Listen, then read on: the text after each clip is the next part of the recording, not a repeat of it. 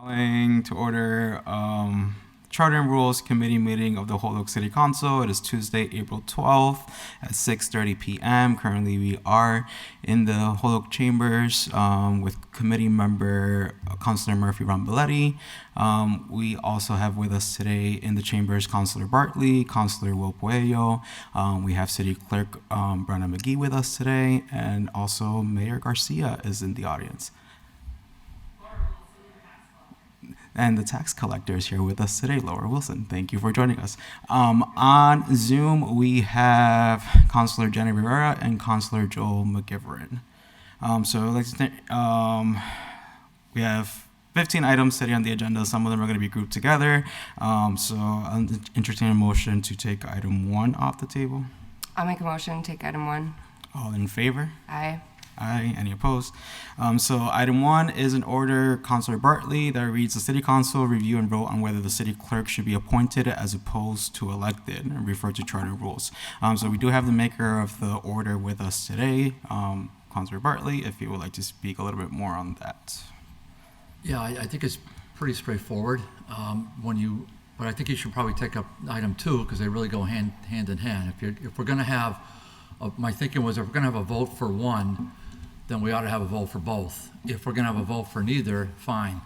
But to have the city treasurer as one standalone, I didn't think that was a most efficient way to go about analyzing this.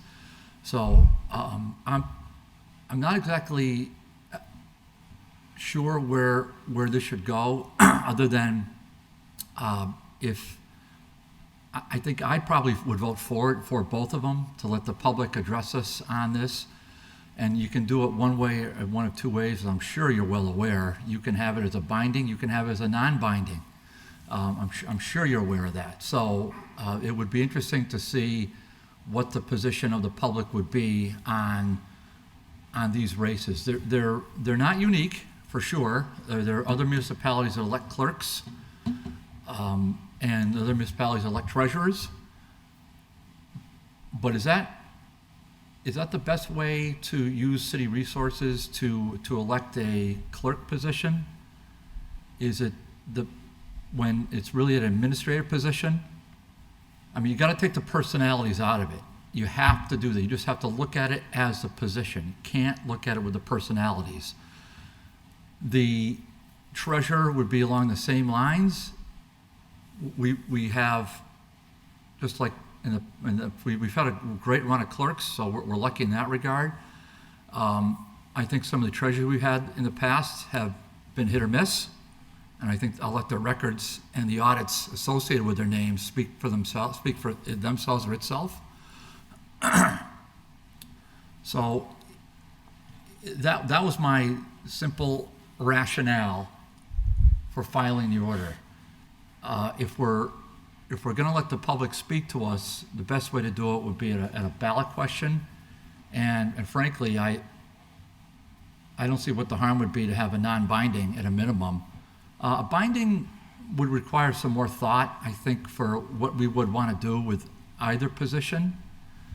I haven't thought about it in too much depth, but I think if we were going to have a binding, and should one of them pass or both pass, then we would want to have a potential plan in place on how to go about appointing the clerk or the treasurer, and for what term, what length of a term. And then you'd also want to think about the incumbents too, because they're people too, and you'd want to think about that. So I think what you'd want to do is think about how you can protect them because they're in the office. And certainly nothing could happen, by the way, if, say, you put it up for a ballot, a binding referendum this coming year, just say in 23, nothing can happen until their terms expire. So so they are duly elected, and so nothing at all, you can't remove them. I wouldn't want to remove them from office, it'd be ridiculous. But you'd want to think about what the plan would be for if a binding referendum passes for either one, how to go about filling the positions. That's a little bit above and beyond this order, and I think that's a little far afield until we make a decision as to how we want to go ahead. But I have put some thought on it. I'm going to table my thought right now because it's not particularly relevant. But I did want to put on record for sure that we have to be very sensitive to the people in office now. But we can't let that cloud the judgment of how we're going to make a decision on whether or not these should be appointed or elected. I think that just has to be a standalone thought. So just to sum, if we want to have a vote for one, I think we should have a vote for both. If we don't want to have a vote for one, then I think we should just say they're complied with and move on. Thank you, Councilor Bartley. Anyone else? Councilor Murphy-Ramboletti. Thank you. So I am glad that we're having this conversation because I do think it's part of a larger conversation, and I'm very appreciative that the mayor's here because I know that one of your committees that if that's what you're calling them, I can't remember, advisory group? I don't know. Okay. Good, great. Is about government restructuring, right? And I do think that there's a lot of great conversations that should have about what the future of our government looks like. And, I think obviously part of that discussion involves like if this position were no longer elected, who does get to appoint that position? I think when this was brought towards the city before in the past, it's been one of those things where someone won't vote for it if they don't agree with all of it. So it is one thing to say that it should be elected, but then after that conversation comes, well, who does the appointing, right? And I think the way that our city government is structured right now, the mayor actually doesn't have a ton of oversight as it relates to finances, for example, in the appointing sense, right? All of those positions are city council appointed. And in a regular, any other world, the CEO is able to hire a CFO or, their auditor. And not to say that we don't do a good job with who we appoint, but I think it just makes all of our jobs a little more difficult with the way that we're currently structured. So I do think it's important that we have this conversation. And I think some of it would come down to like who should be making that decision. So I would welcome thoughts from, the officials that are here tonight, the clerk, the mayor, the tax collector, because it's an important conversation and it's worth having. So thank you. Thank you, Councilor Murphy-Ramboletti. So I wanted to mention the reason why I took up the orders separate is because they are two distinct roles. So I really wanted to be intentional as far as having these conversations about different roles and what that means, because it can be that one is elected and the other appointed. That can be a reality. And then the reason why, and I've had conversations with the treasurer, I've had conversations with the city clerk and the mayor, and that's the reason why I invited them here today, not necessarily to try and cloud our judgment, because I'm assuming they'll want what they want, but just to give us more of a perspective and their lens as to their day-to-day and what they suggest, just because they are the ones that are living within these positions. So I would ask City Clerk Brenna McGee to chime in if she's done. Sure. Thank you, and thank you for the invite tonight. I guess I just want to begin by saying when this order came to light, one of the first things I did was reach out to the Mass City and Town Clerks Google group just to get some insight on people that have gone through this process, or have stayed the same or switched over. I did find out that about 2/3, I think it was like 232 of 351 cities and towns do have an elected clerk still, so it's like 2/3. still do. It doesn't appear that a lot of clerks that have gone through the process of switching one way or the other has actually gone through. I know there is definitely some, but it seems like if this is how it's been in your charter, going back, years on end, that this is kind of how it stayed. A lot of us know that the municipal clerk is one of like the oldest elected positions in municipal government. I know it's actually kind of funny, Councilor Maldonado Velez, when you asked me what the city would look like without a city clerk's office, and I kind of like laughed and said like, I don't even think that would happen. It just seems like there's so much stuff that goes through that office that it just would seem kind of almost impossible. But I guess one of the biggest things for me, and obviously like Councilor Maldonado Velez said, is that, these are like our opinions, and, obviously there's both sides of the story here, both pros and cons of being elected or appointed. But to me, an elected city clerk can stay impartial and neutral during elections, including like municipal elections.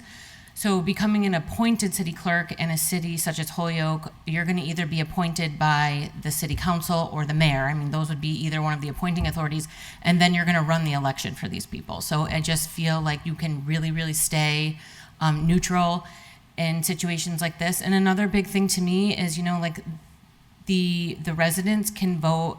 We've already taken away a couple positions when we switched our city council to a smaller council. So we did take away a couple votes there on the at-large side. But I also feel like taking this position away from the voters is also like, it's a whole position of not a huge group of people that we get to elect municipal in a municipality. Another reason I think that, you don't know.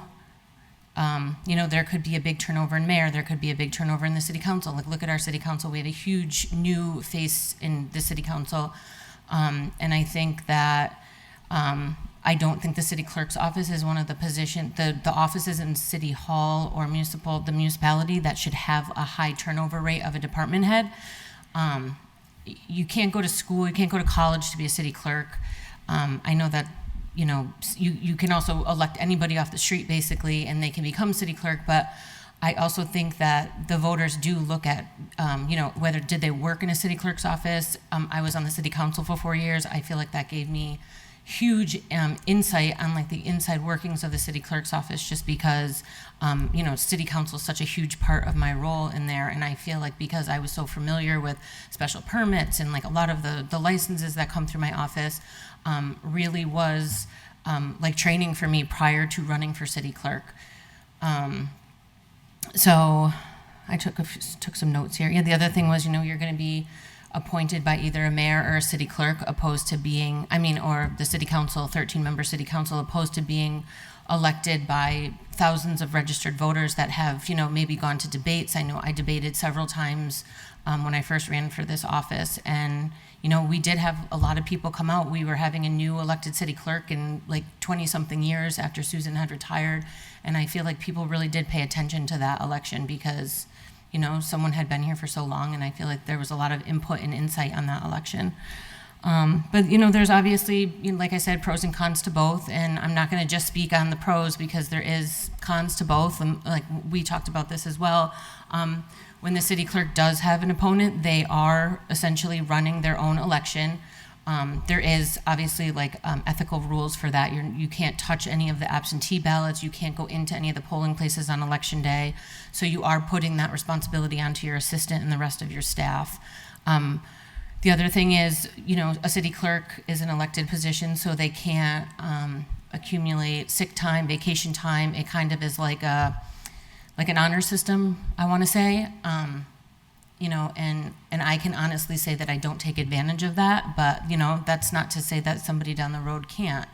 And that's also like a downfall for us too, because, some people can accumulate all this sick time and get paid out when they retire, or their sick time when they retire, and we don't have that ability. But, at the same time, like there's good and bad to both. So I would say those are some of my major points right now, but I'm happy to take questions if you have like more specific questions. Thank you, Brenna. Thank you, Clerk. Josh, does Mayor Garcia want to say anything about the city clerk? Yeah, come in. I don't think so.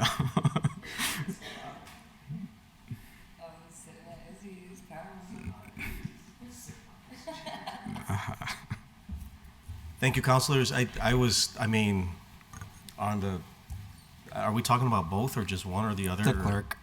The We're clerk. talking about the clerk specifically. Yeah, I think, number one, it's incredibly healthy for any community to revisit its operations and find ways to achieve efficiencies and pivot where necessary. I do wholeheartedly believe that the truest form of the best form of government is traditionally the most local control you can offer the residents of the community. But that evolves when you can't maintain the day-to-day of a given function of the dependency of a specific function of our local government. If there were issues in the city clerk's office and one that we can't seem to resolve at that point, yeah, we can evolve and talk about appointment. I think that right now the city clerk's office is the model for all departments that I want to see reflected throughout City Hall. But at the same time, longer term sustainability. To Brenda's point, she raises good points on both pros and cons, right? Like if you get a city clerk later that is very different and none of us have the control over that person to reduce that liability or harm that it might cause. So it's one of those. It's a very important discussion, one that I don't anticipate you guys solving tonight, but something definitely you guys should continue to have that conversation out of the community. I think Councilor Bartley in his intent is in the right place. But certainly something worth exploring and investigating and see what the community wishes to see that office to look like. Now, on the treasurer side, I'll wait for that one. Yeah, go ahead. So something else I was thinking of that I had thought about and kind of got sidetracked here. Back, I want to say it was last year, or Councilor Bartley or someone that was here might know, the City Council adopted I believe it was a home rule petition to add a recall clause in, so the 3 elected 4-year elected officials, there was a recall, so that if something ever did go wrong in one of our positions, there could be a recall petition out in the community. And I know that didn't make it through to the legislature, but I was in favor of that. Like, I feel wholeheartedly that there's no reason why we can't have something like that in place. If something like one of us did that was bad enough that the residents of the city felt that they should put out a recall petition and go to a vote, like, absolutely. Like, why shouldn't we be held accountable to, the highest standards? 2 years a little different just because it comes up so quickly, but I was totally in favor of that as well, and maybe that's something that could be revisited at some point as well too. I don't know if the mayor is in favor of that, but I think that was something definitely that made a lot of sense. Thank you. Anyone else? So, thank you everyone that has spoken on this. I've in conversation with Brenna and the clerk Brenna. Yeah, it's a very important position. It's a position that essentially without it, then the rest of our positions don't exist, because it's the one that swears us in. It's literally the one that's sort of first defined by state law before everything else. That really sets the operations of our city and town. One thing that does come up for me, and this is not this particular order, is maybe thinking of changing the year that the city clerk is being elected.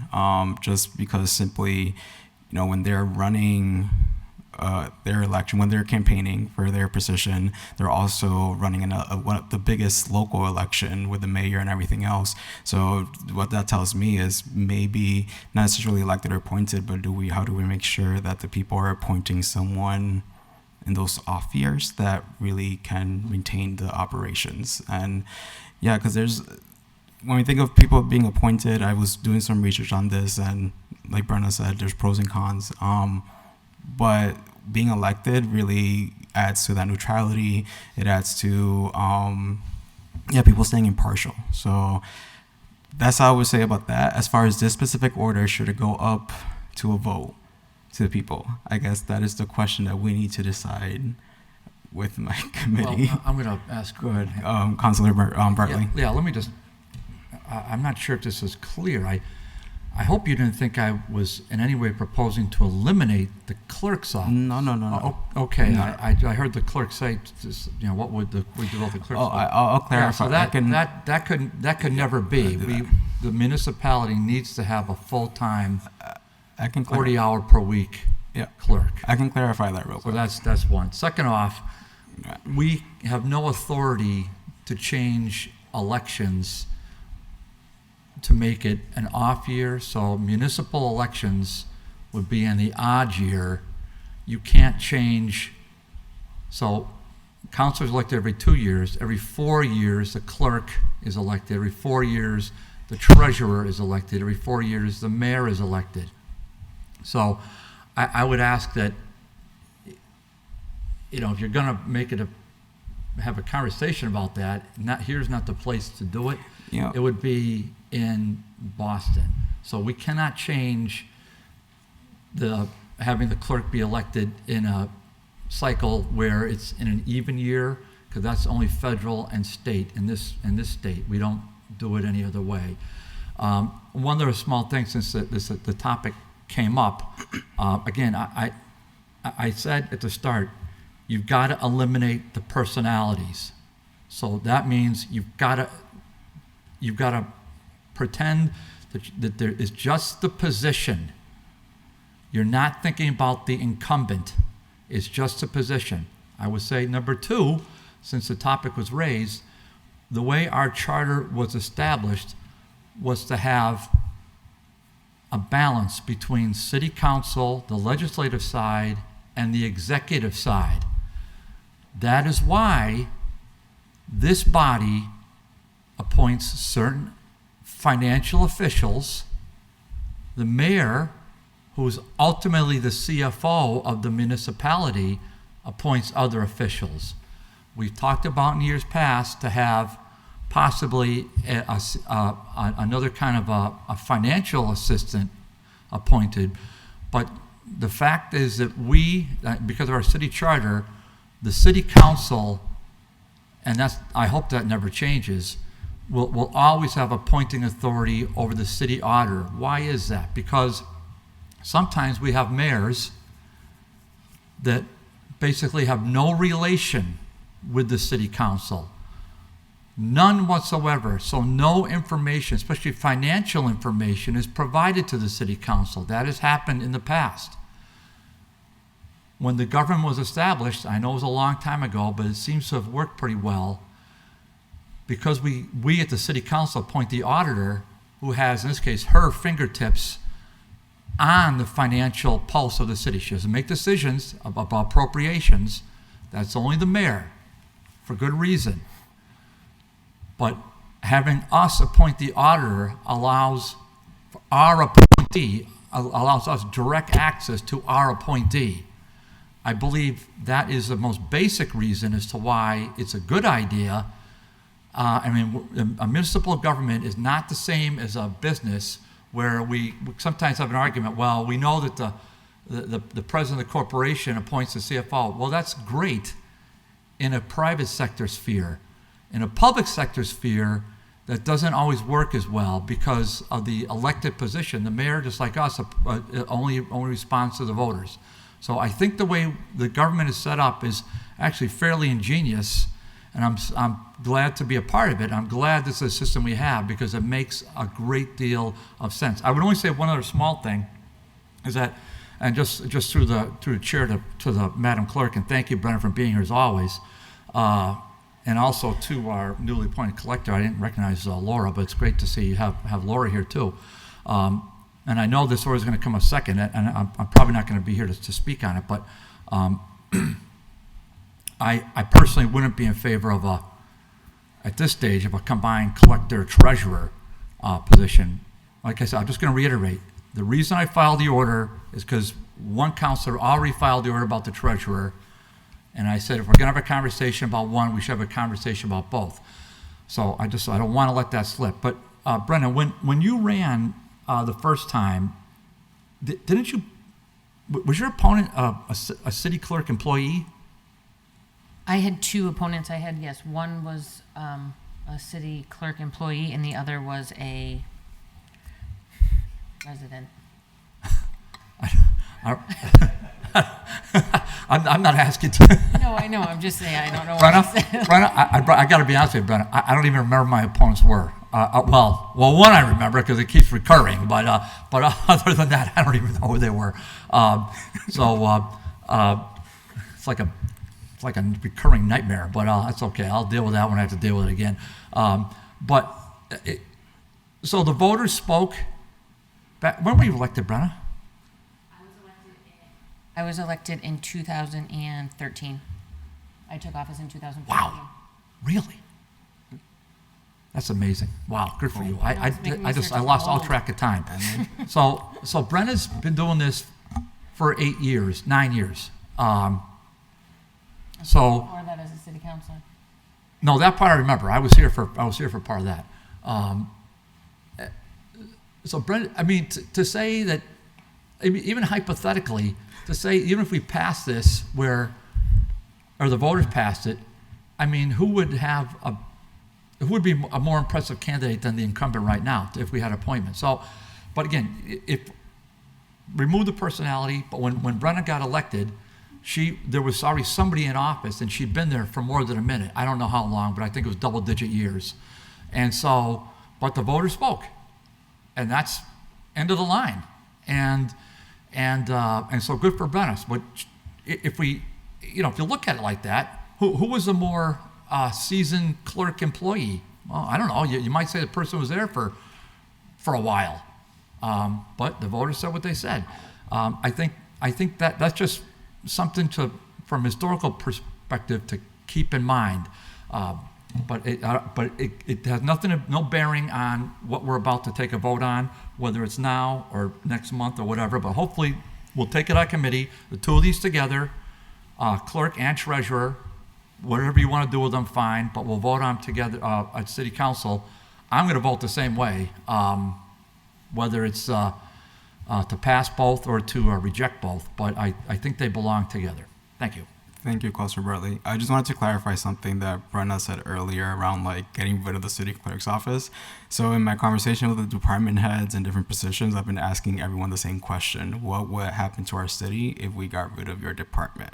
Just as reimagining as to what our city government can look like, because a lot of our systems are outdated. And so I just wanted to clarify that I'm not saying that tomorrow I want to get rid of the city clerk's office, because as I mentioned also, we can't do that. Literally our city government is run because of the city clerk being in this position and because it exists.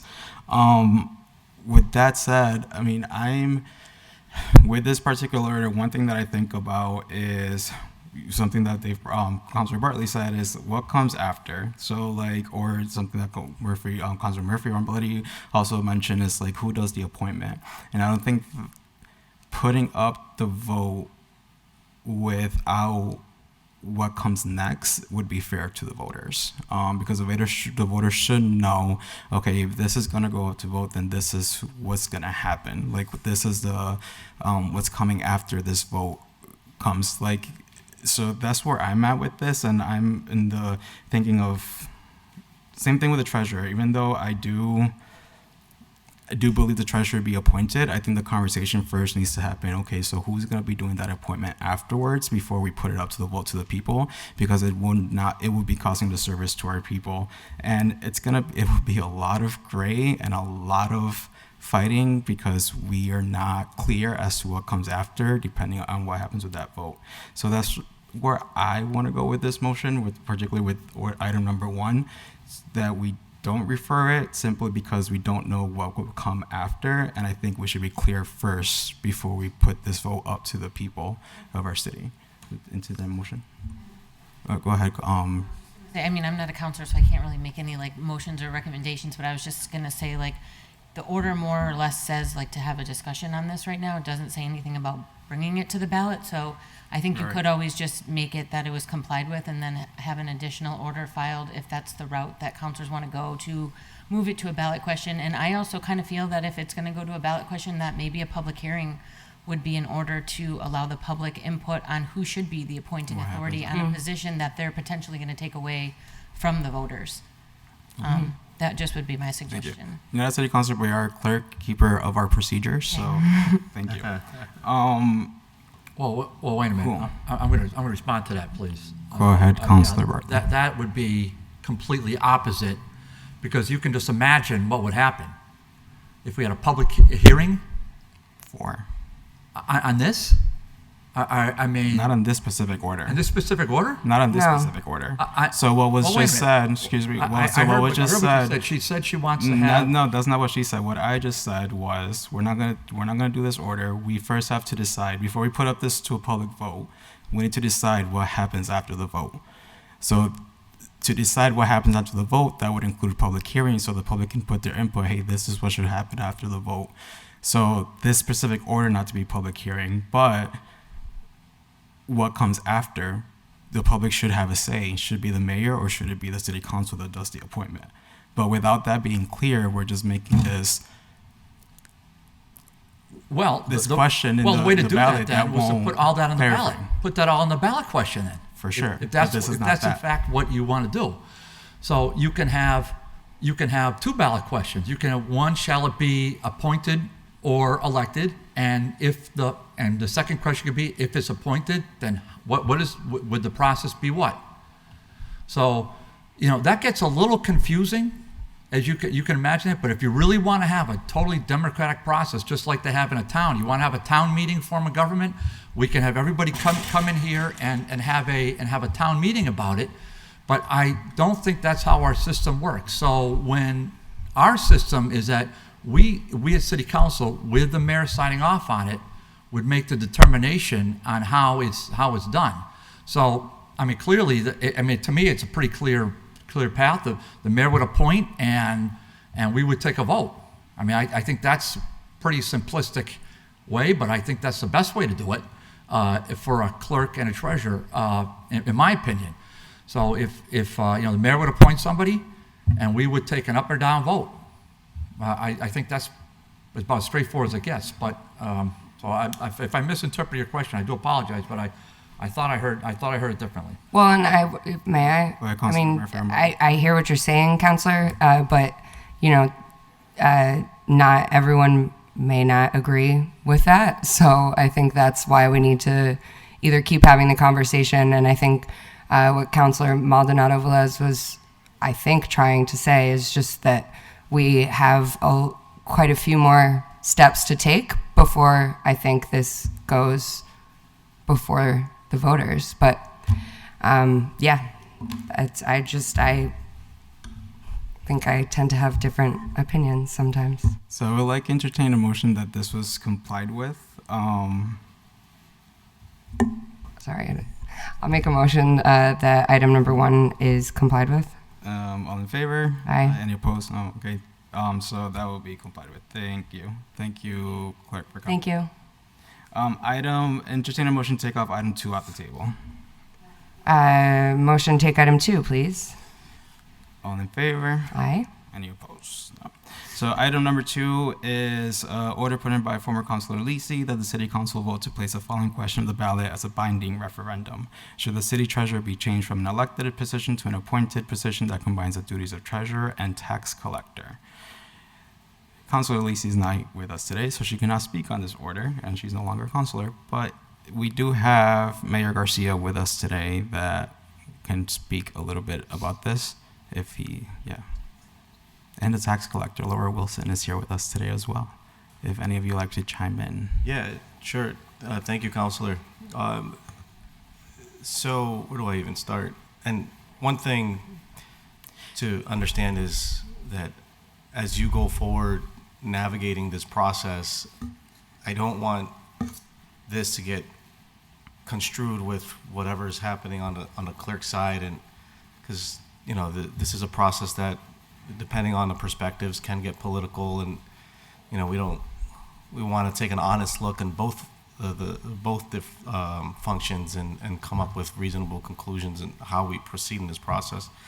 But this is about strengthening internal controls. I think the team that we have now works, and we have a collaborative relationship between the different financial functions of our departments, and slowly but surely working on corrective action on deficiencies identified in the audit. And that's all good for now. Like one of the councilors alluded to earlier, right now the system, the mayor is the CFO.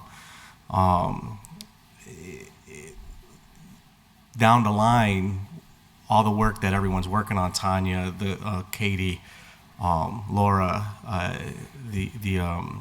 Deb, our assessor, and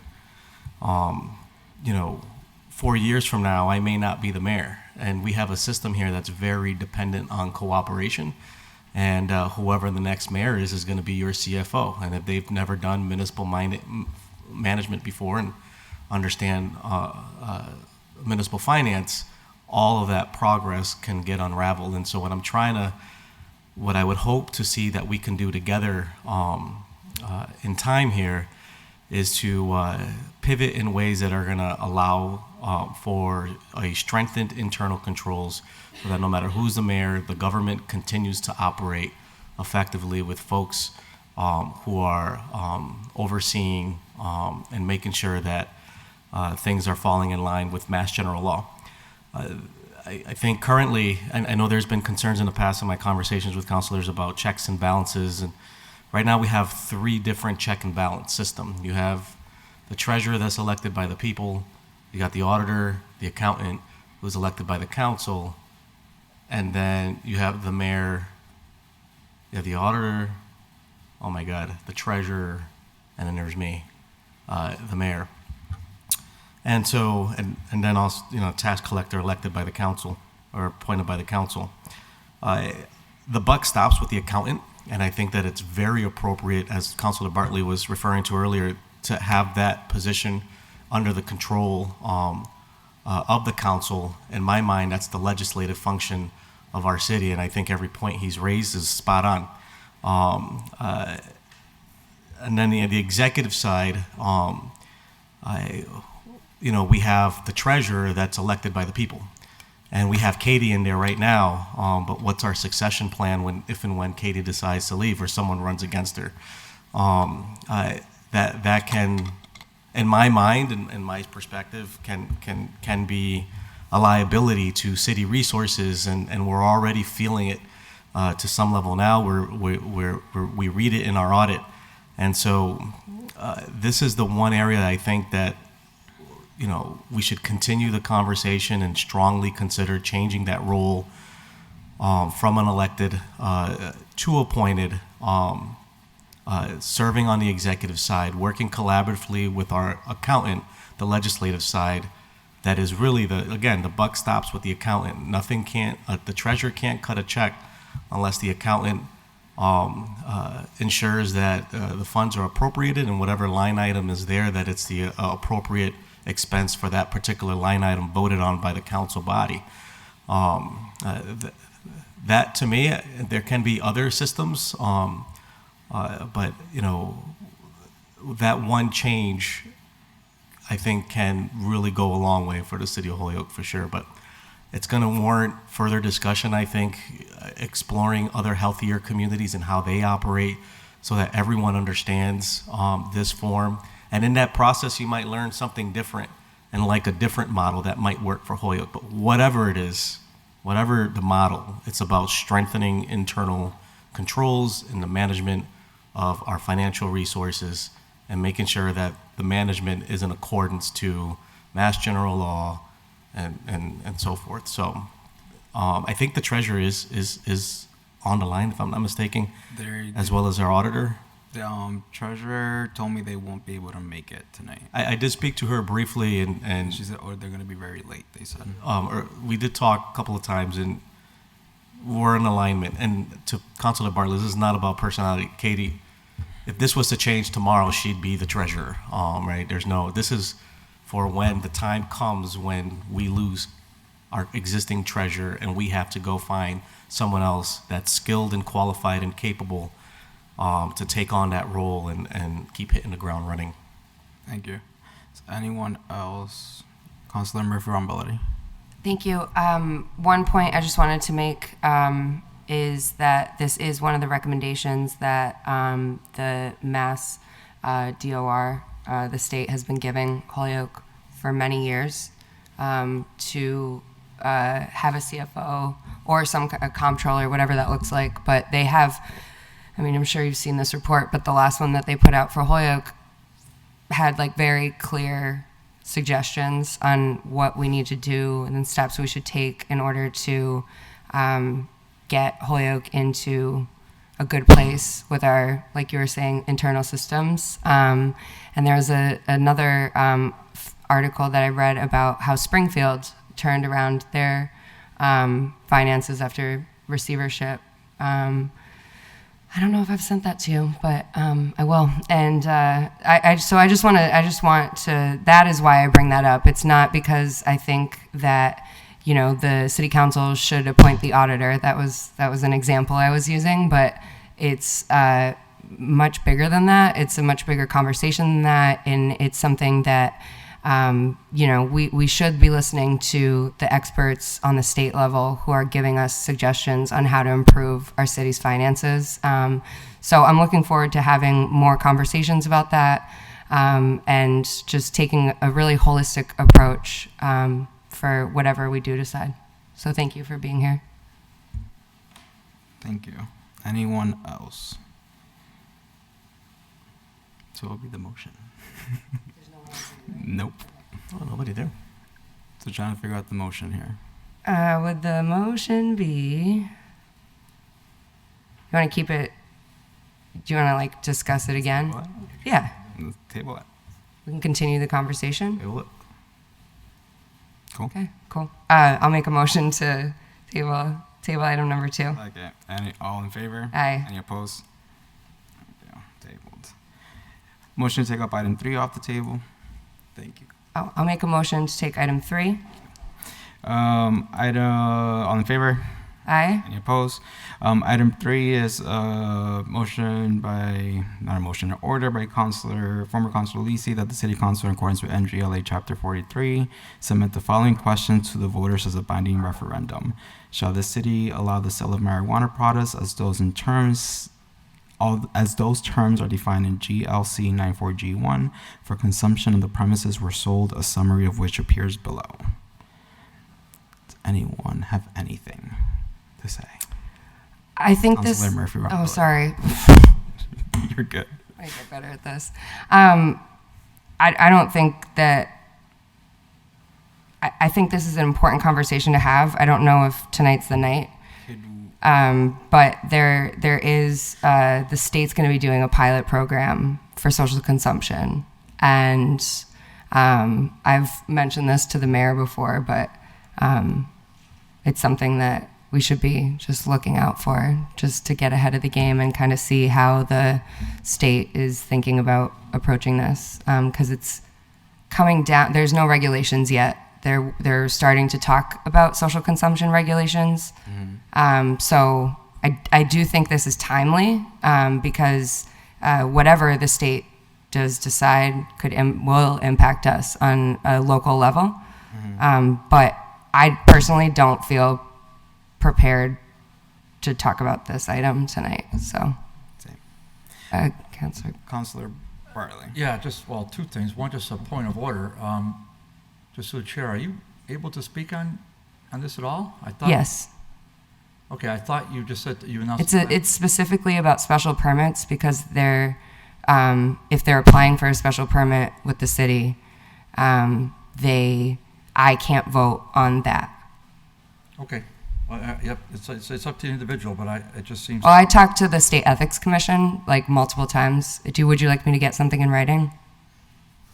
Oh, wait a minute. You're going a little bit beyond what I said. I said it's up to the individual person, meaning you, Yeah. to make the determination. Right, based on what the State Ethics advises. Fine. Yeah. Fine. Okay. I don't need to, I wasn't asking for anything in writing. Okay. Great. Thank you. You're welcome. So this says a binding referendum. Well, we don't get to make binding referendums. Am I saying something funny? Okay. We don't get to make binding referendums when it comes to overstating with state laws. So state law determines how this is going to go. So we don't get to, I just think this should be complied with and move it along to the city council, because nothing we can do here at the local level relative to that. Thank you, Councilor Bartley. So two things. I actually had underlined the word binding before you had mentioned it, simply because if the state doesn't allow it, we can't bind ourselves to something that the state itself doesn't allow. So hear that and was ahead of that.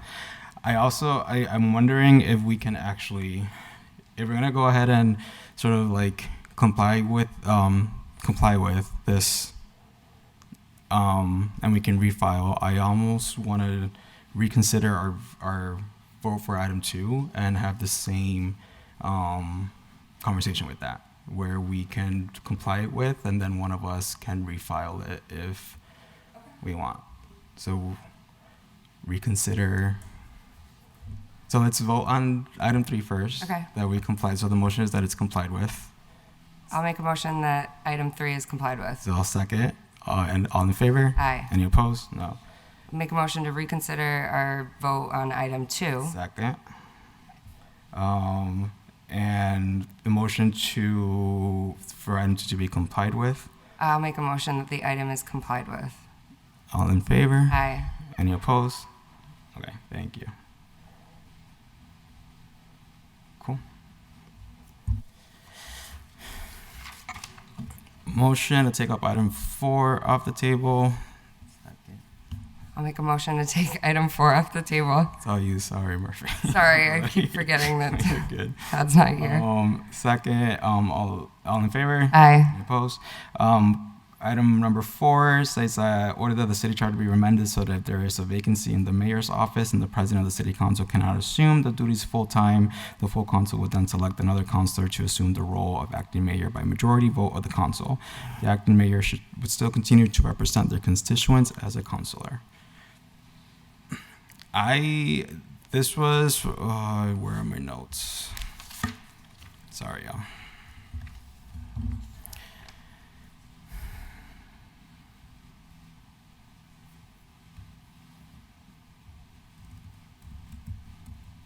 I almost want to ask the same thing that we did with the other ones. These are orders that were put before our time.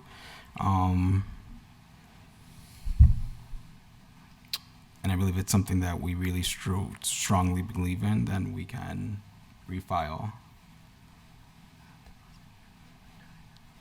I guess I'm fine with that. I do think eventually it is important to have something in place in case we find ourselves in a similar situation, like the mayor leaving early. Do you want me to make a motion to... Councilor Joe McGivern. Oh, hey, Joe. Thank you, Joe. everybody. Thank you. And if I could just weigh in, because I think this has come up on more than one occasion, but it's not necessarily a cookie cutter answer. Government is ongoing. You know, when an order is filed by an individual city councilor, it's received by the entire council. It's the entire council that assumes the detailed position of where that order is going to go, for future study, for future vote. And when this order came in, even though Councilor Murphy, at the time, acting Mayor Murphy, is no longer with us, the full city council did put this into committee, recognizing it's important because the intent of this order, I believe, is what we were able to temporarily do when Mayor Morse left the office last year, and when first our president by charter took over, but could not do it for a lengthy period of time. By agreement with state approval, we were allowed to choose another city councilor to fill in. So I think the language is what's important here, not who filed it. And I see no reason why we can't at least go forward and have a discussion and possibly act on it. It makes sense. Most communities are doing it this way. It happened in Boston last year. I believe it happened in Lawrence around the same time, and a couple smaller communities have faced similar situations. The good news is when Alex left the office, the last time that it happened in Holyoke was back in 1991. So hopefully it'll be 30 years before it ever happens again, but at least we can be prepared if we act on the language and change the charter just a little bit. Thank you, Councilor McGivern. Councilor Murphy-Rambaldi. I just had a question from my notes from the last meeting. I didn't know if the law department had some more updates on, I think we talked about like potentially a vice president role. Other counselors who are here can correct me if I'm wrong, but I see that we have Attorney Bissonette, so I didn't know if maybe they have an update. Good evening. Hi. Hello, Attorney Bissonette. Did you get the question from Councilor Murphy-Rambaldi? I did. I think we discussed as an alternative designating an existing city official as the, let's call it the third in line. Excuse me. In some cities, in some communities, they make it the treasurer if that person is elected. Some have a vice president or a vice chair of the city council. That's done in the city of Chicopee as well. In other places, there's a sort of line of succession in what's known as a mayor's cabinet. It's usually in larger communities, but it's entirely within the province of the city council to determine the line of succession and then propose a home rule to update the charter, with good hope that this, as Councilor McGivern pointed out, this doesn't need to be used again for a while. This might be an issue that could be put in with a number of charter changes that I know we've discussed with other members of the council, including making the charter gender neutral, changing the 2-year term for the administrative assistant as most recently changed by ordinance, and also changing the title of the superintendent of DPW to director as most recently changed by ordinance. So there's some housekeeping we need to do on the charter for sure, and it's really your decision as to how you'd like to set up the line of succession in the event the mayor is either unavailable or terminates his term early. Thanks very much. Thank you. Thank you. Councilor Bartley. Yes, so this, I can't emphasize more than what Councilor McGivern says. So this is an incredibly important proposal. I think, regardless of whether it happened last year or whenever, this is before us now. And so now's the time that we're going to deal with this. So the way, in my humble opinion, that you ought to consider dealing with it is get proposed language for the charter from the law department, have it sent back to this committee to review the actual language, and then vote on it one way or the other. As we saw last year, when the prior elected mayor left for another position, the city council president said, I don't want to do it. So we then had to get a temporary charter change, in essence, from the legislature to allow City Councilor Murphy, ultimately, who was voted on by this body. And this body did a darn good job in voting on Terry Murphy, who worked tirelessly to right a ship that was not just listing, but it was sinking pretty fast. So kudos to Councilor Murphy.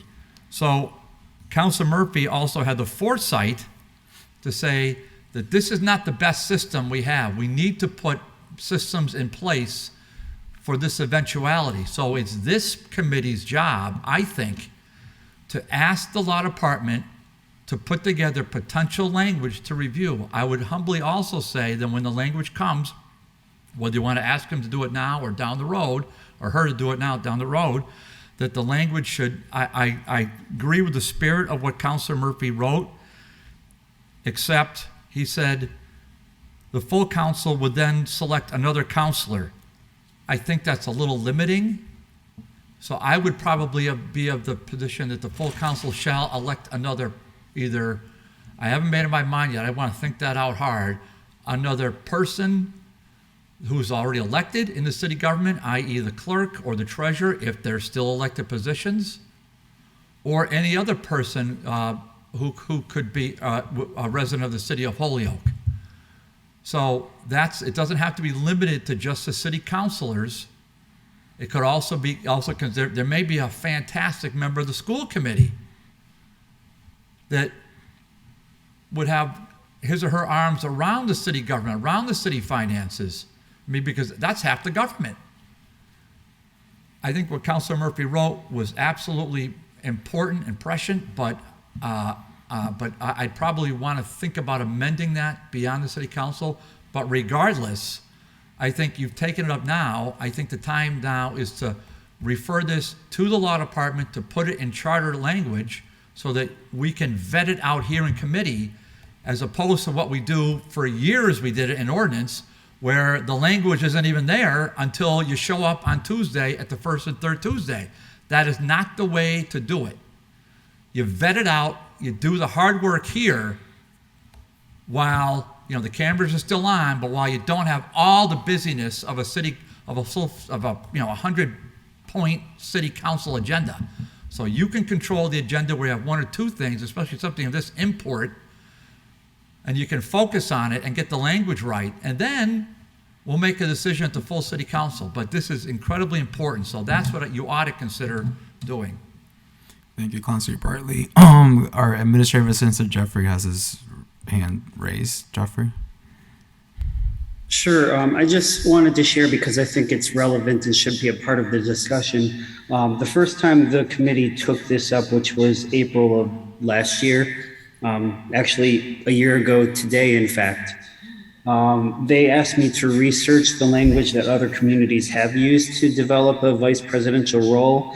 I think there were 5 or 6 different communities that I researched, and I did submit that to the committee last year. What I found is some communities did it by ordinance, some did it by charter, some did by city council rule, and some were a combination of those. So that is with the committee, and I can make sure that all of you get it again. And I'll also give it to the law department so they have it. Thank you, Jeffrey. Councilor McGivern. Thank you, Mr. Chair. I think the issue of a vice chair is relevant and important, but I don't think it answers the full question that's in front of us, or could answer the full question.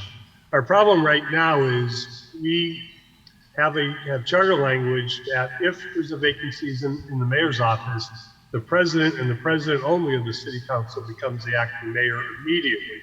They can't refuse it. They are the acting mayor. We need to be flexible in these days and times.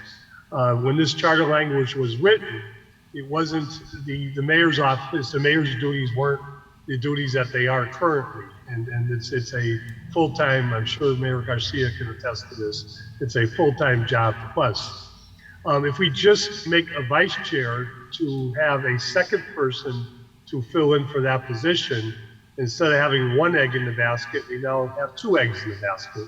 I think the language before us is to open it up to where a majority vote in the city council can choose among city councilors the right to take over as mayor and to be the acting mayor until either an election takes place or whichever the charter requires the next mayor is elected and put in place. The vice chair is a good conversation, relevant, but I think we need a lot more to resolve this problem in the day and times. And Councilor Bartley's right. You don't know when this is going to happen again, and we're not prepared to answer it. And it took us a long time last year to put things in place. So I'm all in favor of talking about the vice chair, but I think the language needs to be a city council vote. If the president cannot do it, a city council vote. The charter also, just so everybody is on the same page, if the mayor leaves town, a vacation, a conference, they are allowed to take a vote, either the city clerk and or the treasurer, and put them in charge of some of the duties of the mayor or all the duties of the mayor. And that works out pretty good. Usually if a mayor's gone for a few days, they ask the city clerk to fill in to do certain things. If there's financial things on the table, they ask the treasurer to fill in. But that's temporary replacement. I think what we're talking about is someone that's going to work close with the city council in terms of the mayoral duties of the position. And I think we need to have a city councilor elected, appointed by the majority vote of the city council if the president cannot do it. Thank you, Councilor McGivern. And thank you, and agree with you. I think the language that former Councilor Murphy had put in makes sense. I guess following Councilor Bartley's suggestion to ask the law department to draft some sort of charter language to reflect what this order says. We won't be meeting until the earliest would be April, the end of May. So you still got at least a month and a half. But yeah, let's go. Well, I'll make a motion. I'd like to get the law department to come up with some language.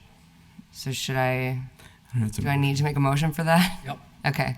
I'll make a motion to refer this to legal to draft language on this order, taking into consideration, some of the suggestions this evening. Second.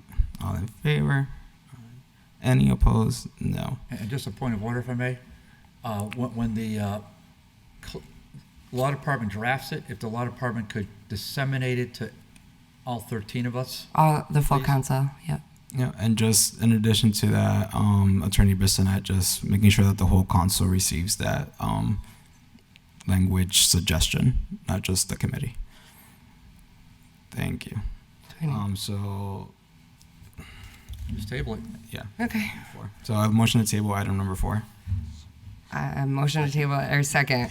All in favor? Aye. Any opposed? Table. Cool. Motion to take up items 5 and 6 as a package. Second. All in favor? Aye. Any opposed? So items 5 and 6 have to do with the city council rules. First, item 5 was ordered by me, that the city council rules are reviewed, reorganized, and the titles are added for accessibility. And then item 6 were just examples of sort of what I was referring to Extremes, Amherst, and Boston, as to how their city council rules look. The last meeting we discussed, and we do have the copy in front of us, what the edits were. So essentially, where we're at right now, do you have Yeah, I got it. So what we have right now is all 67 rules that were in our city council rules reorganized with titles. And the different titles are, first one is first order of business. That has 4 rules under that. It talks about meetings. There's 2 rules under that. It talks about the president, city clerk, the different procedures, decorum speaking, agenda, voting, and then the committee's responsibilities, and then others are just sort of miscellaneous rules towards the end. What I would like to do is go ahead, and so the discussion last time was sort of like respecting how these city council rules came to be and how they're listed 1 through 67 based on the time that they were added to the city council rules. There was a discussion about leaving the wording rule, for example, number 1, where it says 1, and then it says Rule 66 right after that, so that we can sort of keep it in line with the former rules. After a month and looking at it, it just doesn't make sense. There is, yes, we want to respect those can be for us, but we also need to move on and really organize these rules so that it makes sense for all of us and that it has a flow. And so my suggestion would be, if we want to sort of what was said in the last meeting, where we take out Rule 66 and we can put it at the end of each rules where it says formerly Rule 66 or formerly Rule whatever. I want to take it completely extreme and just take the rule part completely off. Yeah. But I guess that's where I'm at with this right now.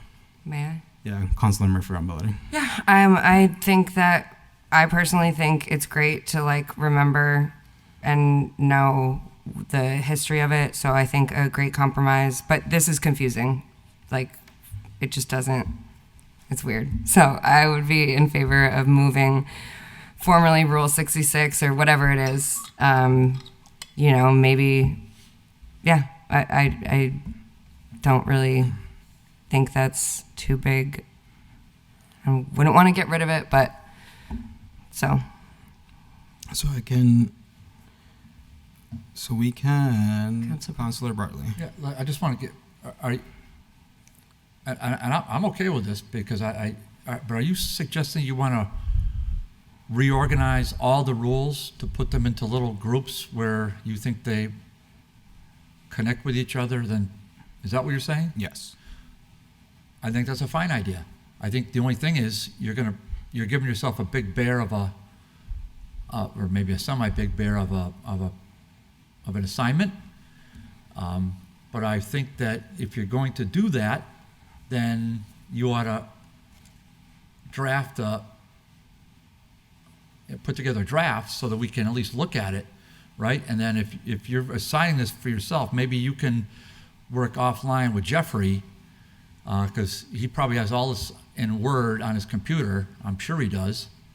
And you can put it in some kind of a logical format. I don't really think there's any rhyme or reason to the rules, except they're numbered sequentially by when they were formed. Exactly. Yeah. So I think that's it. So if that's what you're. Oh, okay. So somebody went ahead and did this. All right. So you've got. Yeah. Well, as long as you number them in order, when you go through, I hate to leave them Rule 66. So you would put it as Rule 1. So, yes. yeah. And then like Okay. at the end, you'd say formerly. So Rule the 66. conversation from our last meeting was, this draft was already created since last meeting, but other councilors were mentioning what you just said, how the rules came on sort of chronologically, and that's how they're numbered. So it was asked, like, can we keep it after? But it just doesn't make sense. So sort of our suggestion was so that we can make it formally 66 in a parentheses at the end of each one. And just so we're clear, it is. Again, I don't have a problem with this if you're going to put them, as long as you put them in order, and as long as you kind of put together a table of contents, I suppose that might be some kind of benefit as well. If you're actually going to do this, you might as well put together a table of contents so that they can be in some kind of a theme. I suppose that's fine, and there may be a case where you're and how do these get to be bunched up like this? Do we take a vote on it, or is this just proposed by? This was just proposed. I proposed this, and I'm open to switching things around. If we want to add sections, take away sections, whatever it may be.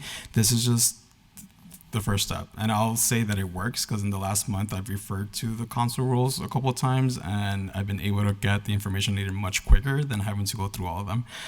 So.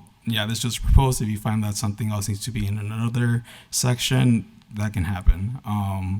Okay, well, for sure, you can put one section just said repealed rules on there, so you can put that in its own section.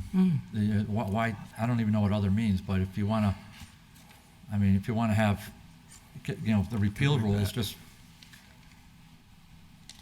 I guess you can put them somewhere where it's a standalone thing, and just for historical reference, you might even be able to get what the rule was, but just say they've been repealed. But I'll take a look at this, and I'm sure I'll agree with all of it, or 90% of it, and if I have a thought, I'll pass it along. But there's nothing wrong with trying to organize ourselves a little bit better, because there's really no historical value to just putting them in straight numerical order by the time they were adopted. It just, if you can do it in a sensible way for they're easier to look up, then I'm all for it. Thank you, Councilor Bartley. Anyone else? So, Table it? not table it, more like, well, all we have to do is, like, I can refer to the council with adding the formerly at the end of it, and then that's Okay. pretty much it, Okay. if we agree with that. So, complied with? Yes, I guess. Okay. And we still have to vote on the new, on the changes. Yeah, that's true. That's why I said table. But now I don't know. Oh, for those of you tuning in at home, I mean, if I may, I Yeah. don't think there's a major rush to, unless you think there's a major rush, but I don't think there's a major rush to So we can table to it. put Yeah. it together. So you might as well have one final set so that you can right? you can really look at it, and then I would also recommend, if once you have a final set, that you probably get it out in advance to all the, and I'm sure Jeff does this, to the city councilors, and then we can really get our arms around it. So, but I'll be prepared to speak with it at the next meeting. Great. So I'll make a motion to table. Second. All in favor? Aye. Any opposed? No. Items 5 and 6 are tabled. Motion to take up items 7, 8, and 9 off the table As a package. as a package. I'll make a motion to take 7, 8, and 9 as a package. Second, all in favor? Aye. Any opposed? Items 7, 8, and 9 have to do with changes to majority. So order that Rule 38 be Item 7 is that order Rule 38 be amended by striking out a 2/3 supermajority and replacing it with the majority of all eligible members. Item 8, order that a new rule be created stating that for the purpose of determining voting majorities and supermajorities at full city council meetings, eligible voting members shall mean the full body of the city council except any members that may have properly abstained from participating in debate for votes. These locations are in Rule 35 and 36. And then item 9 is order that we change our rules to pass ordinances other than no changes by a simple majority. Any discussion on any of this? Oh, is I don't think Councilor Juan's not Anderson here. Burgo is here. Well, I'll Go ahead, Councilor Bartley. Okay. I know this is a point of contention early on, so I hope that now that you've been here for more than a minute, you'll consider this. First of all, 9 is contrary to state law. So 48 Section 5, the state law says it has to be 2/3. So can't even take it up. It should have been dismissed at city council, but again, personalities get involved, and we don't do it. In fact, I never do that. In my career, I've never done it. But it's, maybe if the law department saw this beforehand, maybe they could have, weighed in and said, it's 40A Section 5 says right in the law, 2/3. So for a zone change. So, I would just say complied with. I don't like that term played to a draw because it gets people upset. But you can just say complied with, and it's state law. And if you want to ask Mike Bissonette, please feel free to do so.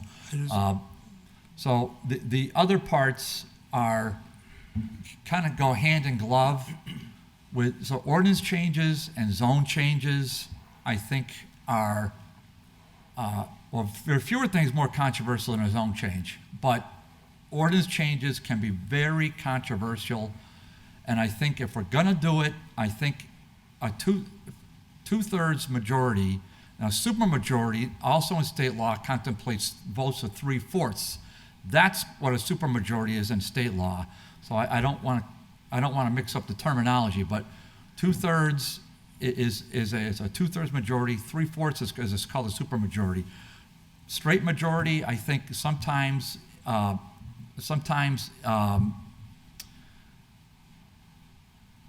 it's for the moment and not for the long term. And I think if the law or the zone change are that important and they should be for the long term, then it should be valid enough that a 2/3 majority, which is not a supermajority, a 2/3 majority should get behind it willingly, happily, and move it on because 2/3 of us feel, or 2/3 of this body feel that that's what's in the best interest of the city long term. Not for the hour, not for a minute, not for just because there's 18 people walk up to the microphone, which by the way would be a record.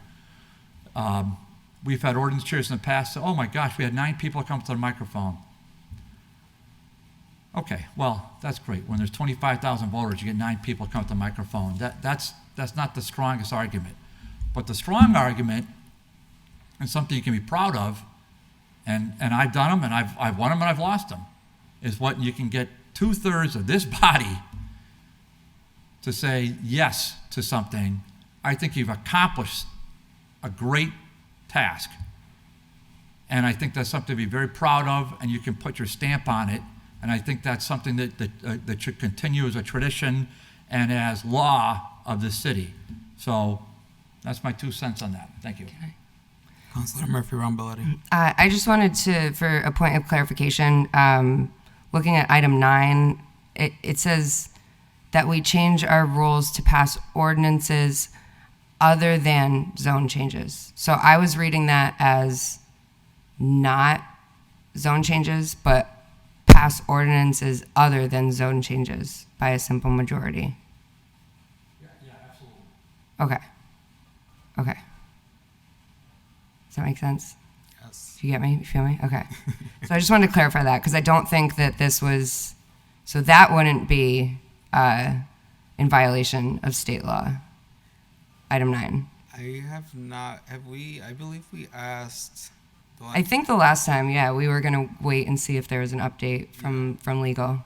I'm wondering if there was anything as far as like Into the voting. microphone. I'm wondering if there's anything as far as like voting, I can't even think of the word, voting requirements, I guess. I don't know if there's anything, any updates from legal, as far as like zoning versus ordinance changes. Is that even possible? Go ahead, Attorney Bissonnette. If I may, the council is right about the it does require any changes to zoning ordinances to be approved by 2/3 majority. However, that only pertains to zoning ordinances. So other ordinances can be passed by the council by a majority vote if the council so chooses to do so under zoning ordinance. However, any zoning ordinances still would require a specific 2/3 vote, which incidentally would remain the same if the issue of abstentions came up and reduced it only to 12 members. It would change the number required if there were 2 abstentions or someone was absent and 2 members were missing. It would drop the majority, supermajority down to 8. Thanks very much. Thank you, Attorney Bissonnette. You were kind of breaking up, so just to like clarify, what you said is pretty much that yes, by state law, zoning changes need to be a 2/3 majority, but any other ordinance can be majority if the council decides that. Correct? Okay, thank you. So I guess we decided as a committee for item 9. So we can take a vote on each one. There's item 7 number 7 and number 8 are technically a little different from this one, even though we're talking about majority votes. Item 7 and 8 is talking about the individuals that are allowed to vote. So I would like to make a motion to table item 7 and 8. Will we take a vote on item 9 tonight? Okay, so a motion to table item 7 and item 8. Second. All in favor? Chair, sorry. Any opposed? Aye. Okay, so now item 9 up for discussion. So order that we change our rules to pass ordinances other than zone changes by a simple majority. That is the question. What do we believe in? I'm all in favor. I am all in favor. I think there's been there's 2 things that come to my mind. There's one, as far as voter engagement, voter input, we have a very low voter turnout. So a part of me likes to think we're not actually representative of Holyoke 100% because we only get 10% of our people to actually turn up and make their voices heard. On the flip side, I've seen many times how simple changes can be obstructed because of this 2/3 majority. So that was, go ahead, Councilor Huelpuello. Yeah, thanks, Mr. Chairman. So I don't know, I think if this came to full council, I wouldn't support it. I do agree with a lot of what Councilor Bartley said, and I don't know. I think that. Can you hear me? Oh, there we go. Yes. Sorry, I'll speak louder. No. I don't know. I don't think there's anything wrong with maybe going out and getting more consensus, but I do understand the obstructionist point of view, and we use that word a lot, I think, and sometimes loosely. But I don't know. I don't think there's anything wrong with getting more consensus from our councilors, and making sure that we're all on the same page. But yeah, I just can't support this. Thanks. Mm-hmm. Thank you, Councilor Puello. Another idea, to sort of bring the barrier down a little bit is to go from 2/3 to 3/5, and I'm wondering if that's a possibility. Where it's still a super majority when you look at it, 3/5 is still 60%, but it does have more flexibility. So that's also another thought if we want to entertain that motion. So you want to change this motion? Well, not yet, because Okay. we've actually I motion yet. I mean, like, I definitely am. I feel like there's been instances, not just with this council, this new council, but in the past and whatever, where, like, it shouldn't be a controversial thing, and then it ends up, if someone hasn't done their research or if they haven't had time to look into it, then I've just seen it, like, not used for the intent that I feel like it's there for. I think it's really important for some big things, like zoning is obviously, it's like a state law that's important. I don't know. I'd like to kind of, I don't know. I haven't heard a lot of folks weigh in too much on this. And I don't know. I think it's important that we have the conversation. I will be voting in favor. Maybe it's because Todd's not here. I feel like I'm like, should we vote on this without our buddy Todd? Like, I don't know. So, I get it. Sorry. Yeah, where's Joe? I feel like Joe probably wants to weigh in on this. Like, I don't know. But I don't know what I'm trying to say in this moment. So, Sorry. I mean, honor that. I feel that. I mean, we just have to, so we can table it till we have a full committee. I guess I'm also like, yeah, I don't really understand too much, like, the difference between 7, 8, and 9. Maybe I'm being really honest with the people right now on what I'm That is okay. being real. That's all we can do. So how about a motion to table item 9? Sorry. No, that's fine. Until our next committee, hopefully get a little more input with the intention that we will vote on it. Yes, that sounds great. That sounds great. Great. Okay. Awesome. So, motion to table item 9. Second. All in favor? Aye. Any opposed? Cool. We're almost there. Motion to take up item 10 11. and 11 and 12 as a package, or no? Second. Okay. All in favor? Aye. Any opposed? So items 10, 11, and 12 have to do with committees. So item 10, order that we create a technology advisory board. Item 11 is that we relook at committee responsibilities and restructure. And then item 12 is that we create a cannabis committee to strictly deal with marijuana special permits and ordinance changes related to cannabis. So we took it up as a package because it's all talking about committees. And really, yeah. So I think it would be good for the president to be here for this conversation because it'll have to do with who appoints these new committee members, particularly the cannabis one. So actually, sorry, going back through the orders. Item number 10, the Technology Advisory Board, I want us to send it back to the full council and just take it out of the jacket until we are ready to actually add a Technology Advisory Board. So that would be my suggestion. Item 11 can stay tabled along with item 12, because we have to decide who will, how many members are going to be in this cannabis committee, who is the one that assigns this cannabis committee, and what does that look like from ordinance to cannabis. So, motion for item 10 to be complied with. Okay, I'm making a motion that item 10 is complied with. Second, all in favor? Aye. Any opposed? Complied with, and that we talked about it, and we're deciding to put it in after. Items 11 and 12, motion to table items 11 and 12. Second? All in favor? Aye. Any opposed? Cool. All right. Motion to take up item 13 off the table. Second? All in favor? Aye. Any opposed? Item 13 is by Councilor Bacon. The City Council will attend City Council and City Council committee meetings in person.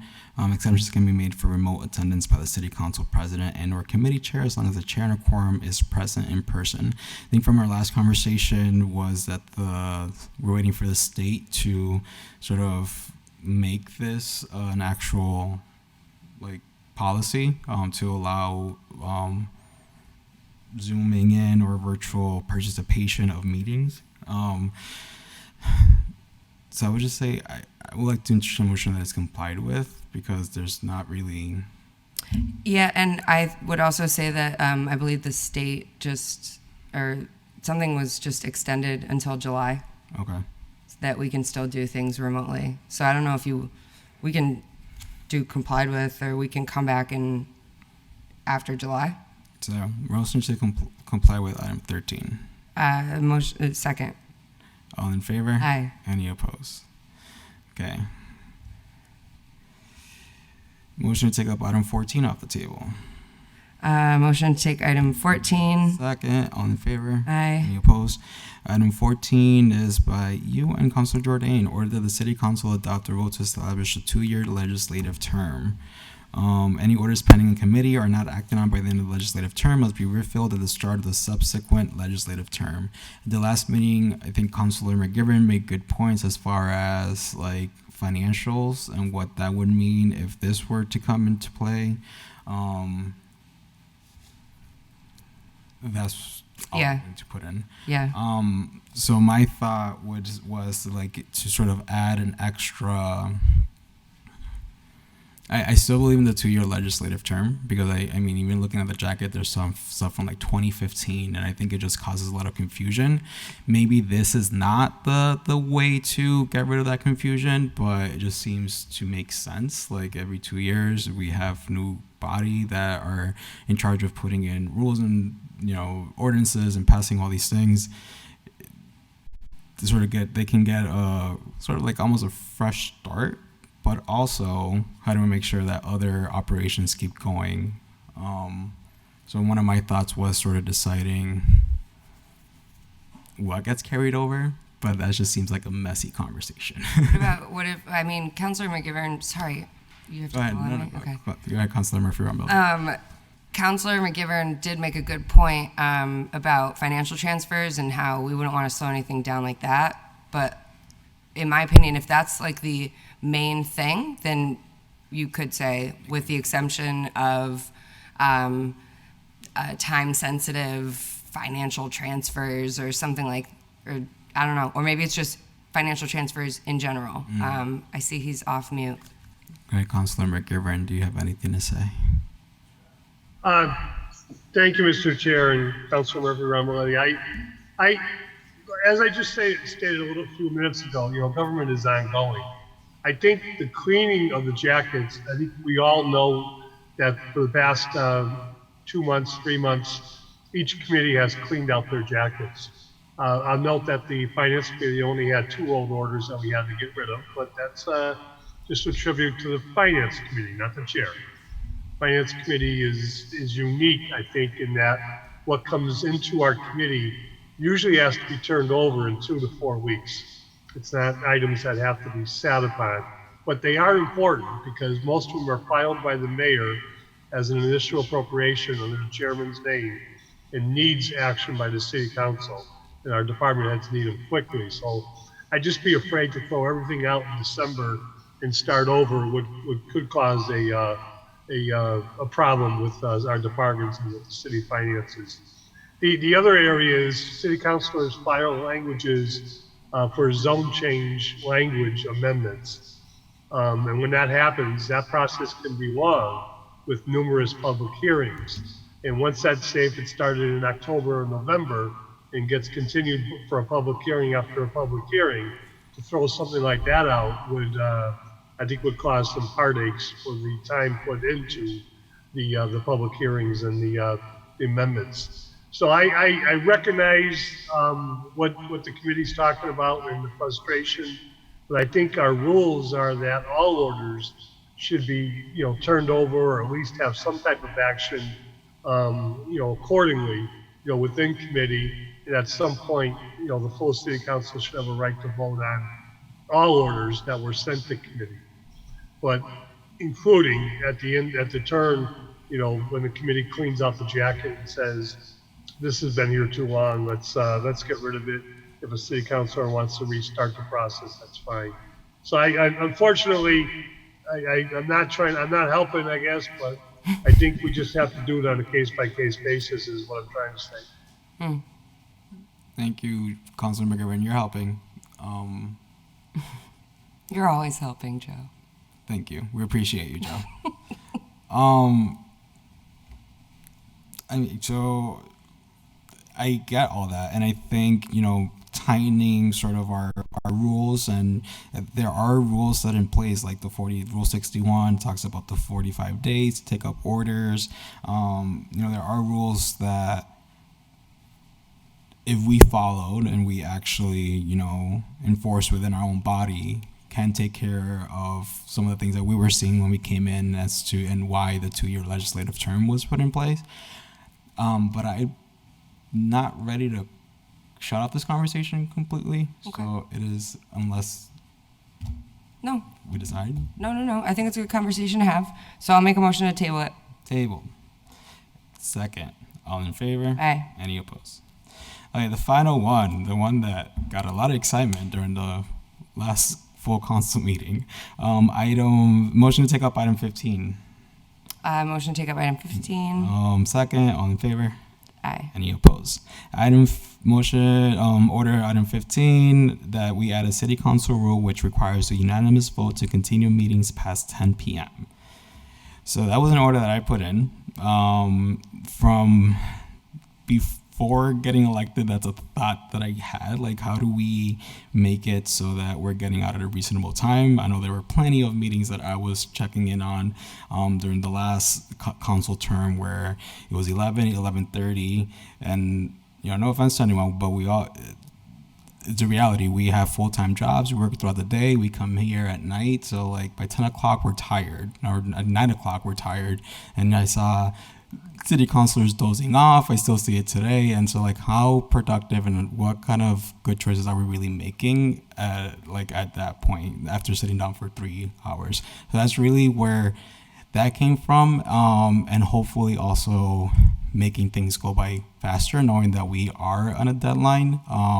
So that's open up for discussion from there. Councilor Murphy-Ramboletti.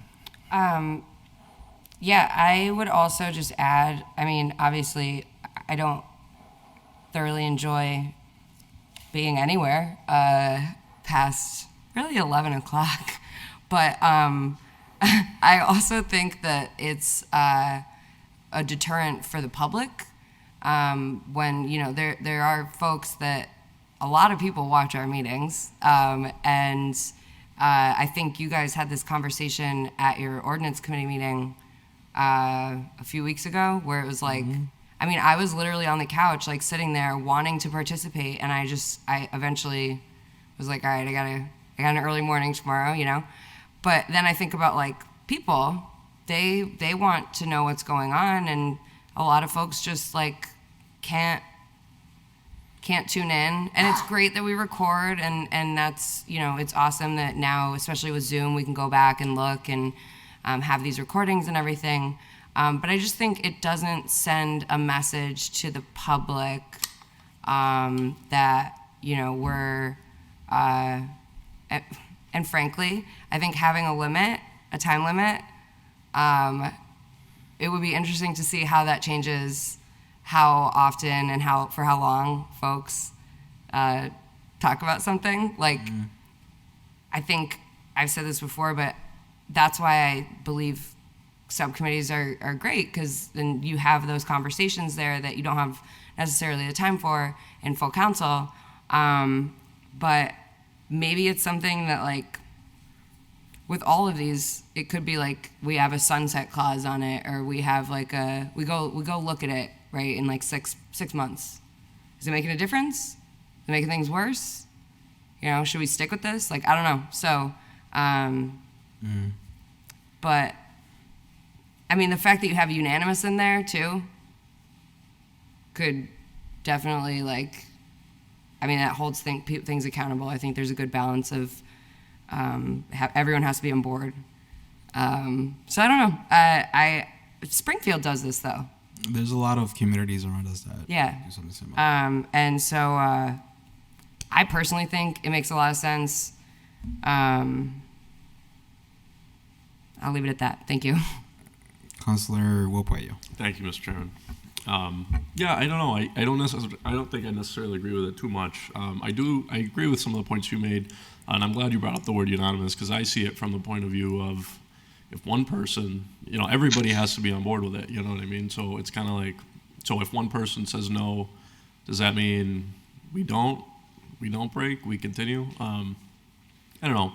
I think the intent is really good. I think there's a difference between a public hearing and a city council meeting. Like, if, you know, the public can come in for the public hearing, and I think we should definitely have them at appropriate times. Like, we shouldn't be having public hearings at 11 o'clock at night where nobody's going to show up and people need to sleep.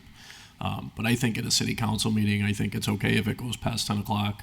I don't mind sitting here a little bit later. But I that's my main point, is I do think there's a difference between a public hearing and a city council meeting. And then the last point I wanted to make was that, what was my last point? It'll come back to me. Oh wait, I got it. So yeah, actually, never mind. It'll come back to me. It'll come back. Thank you, Councilor Poya. Yeah. Councilor McGivern. Just like you came off. What was my last point? I should have wrote it down. Thank you, Mr. Chair. I didn't have to raise my hand that time. You know, I do not like the late hours that we spend a lot of time on. You know, and I commend the maker of this order that we need to address it. I don't know if I have the answer, but maybe we have to look at our agenda and examine it. And when you look at, and I think Councilor Murphy-Ramboletti said it correct, is, you know, the committees are doing a lot of work, and that's the way we are designed, that we get our questions answered, we get educated answers, you know, to what's before us before we take a final vote. We allow when appropriate, you know, or when required, public input at the committee level. And I think that's all part of the process. And when it comes back to the full city council, you know, we should be, you know, taking a final vote and stating why we're voting one way or the other. Now, you know, there are 2 or 3 orders coming out of this committee tonight that's going to generate conversation next week for city councilors that may not be here this evening. And that's okay too, but that's the nature of the beast when you just can't be everywhere at the same time. What I'm talking about when you look at our agenda is we start off in the hole. The very first part of an agenda, not every meeting, we have petitions that could require a public hearing of a utility company. They don't take up a lot of time for the most part, but they allow neighbors to weigh in before a pole goes up or a pole goes down near their property on their street. We have incoming communications that come in from from the public, from other officials, just in general, minutes that we receive. All important. We can usually take care of it pretty quick. We have a president's report. Our presidents have been pretty good about that. The design of the president's report was just the president to report to the city council any extracurricular activity that the president was out in public representing us, and just let us know. He spoke at an event, he spoke at a banquet, he spoke at a conference, he participated in a meeting in the mayor's office, things of that nature. And that's kind of, taken on a life of its own, where a lot more is said, and fine, and most time appropriate through the president's report. But the one most time-consuming part of our meetings that's added sometimes an hour to our night is our public speak out in the beginning of the meeting. I voted in favor of it. I think it's important. There were years we never did it. We always allowed the public to speak at the committee level meeting, almost a gimme. But the public speak out was designed to be 15 minutes. When there's something, hot on the agenda, we have people that are coming in, and it's an hour before we go to item number 1. And we're an hour plus in the hole before we come to, sometimes 2 or 3 hours in the hole before we come to committee reports, which is the meat of our agenda, because that's where we were asked to take final votes. And if we're prepared, we can go quickly. If we're not prepared, committee reports can be very time consuming. All chairmen need to make a good committee report, because if the public didn't go to the committee, they need to hear what the city council is voting on that evening. Doesn't necessarily mean a good committee report leads to a debate again, but in some cases it does. So I think we need to examine the entire agenda before we start putting a time constraint on it. But we always have the option to recess. You never want to adjourn a full city council meeting, because once you adjourn the full city council meetings, that didn't come out right, Mr. Chairman. we always want to adjourn a full city council meeting at some point, but you don't want to adjourn until everything is completed, because once you adjourn, all votes are final and you cannot reconsider them. Thank you.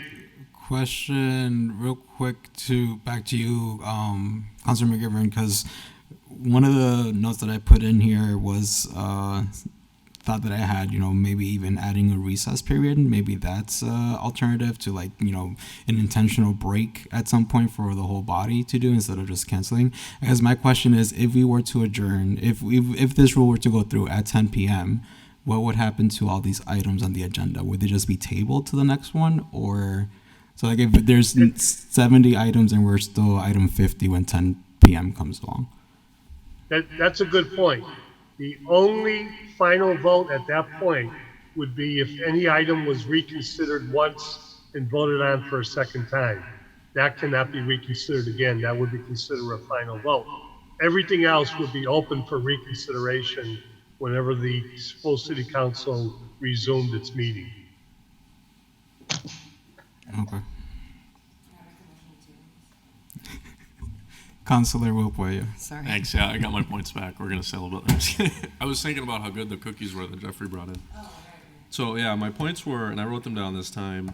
I could see this getting weaponized. Like if somebody just starts, talking, I could sit here and just start yapping until 10 o'clock, and then we won't get anything done. And then Councilor McGivern made the point that I was going to make, was that you can make a motion at any time to adjourn. So I mean, I guess you could really leave it 10 o'clock if you wanted to anyway, but I guess that answers the questions with all the items that are tabled. But going back to that unanimous, I mean, one vote means that, so if one person disagrees that we shouldn't keep going past 10, just one person out of the 13, the meeting's over. So I know I kind of don't like that in there, the unanimous part. Thank you. Thank you. I would like to make a motion to table this so we can do a little bit more research, continue having the conversation. I'd like to make a motion to table this. Second. All in favor? Aye. Any opposed? I'd like to make a motion to adjourn this meeting. Second, all in favor? Aye. Any opposed? No. Okay, good night, everyone. Thank you. We'll see you next month, end of May, hopefully, for the next charter rules.